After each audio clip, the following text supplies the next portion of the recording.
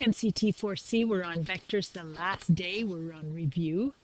And I just wrote a few things that I thought were things you needed to think about. And I have Chapter 3 review, BLM 3-3 online. You can print that out and do a lot of review questions. Phrases that have come up have been scalar quantities and vector quantities. Scalar quantity only has magnitude.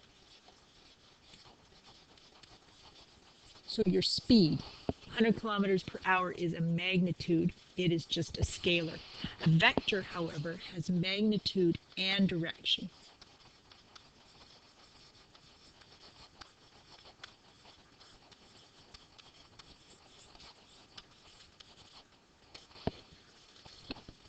We represent vectors as directed line segments, which indicate direction, indicate size for the magnitude. We talk about direction in terms of bearings,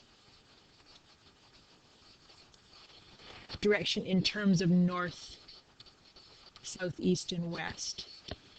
Or we talk about angles in standard position, so we have angles from the horizontal.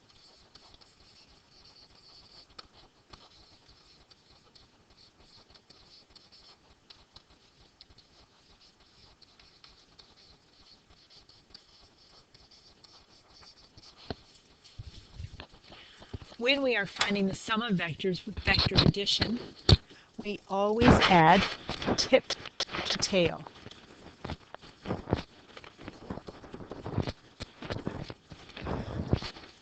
So if we have angle A plus angle B, I will put its tail there so that I have tip to tail, and my resultant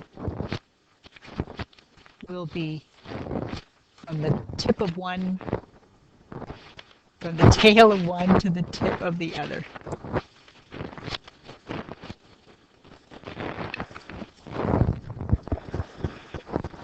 Vector A plus vector B is the resultant.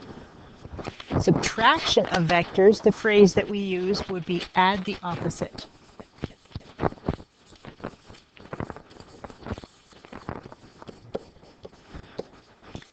If I have A subtract B, that would be the same as A add the opposite of B. So for my vector A and my vector B, A subtract B would be vector A, and the opposite of B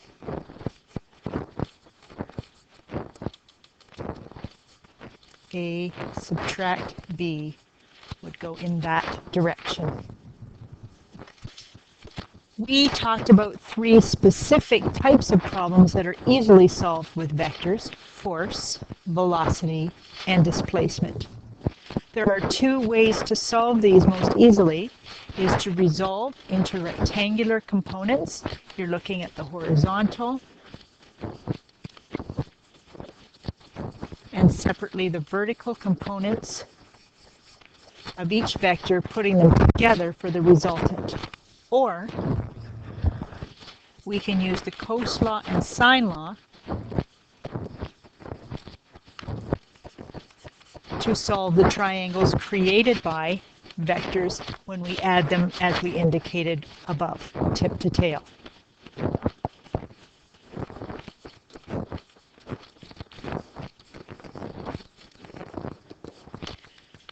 Rectangular components and rectangular coordinates take longer, but the math is easier.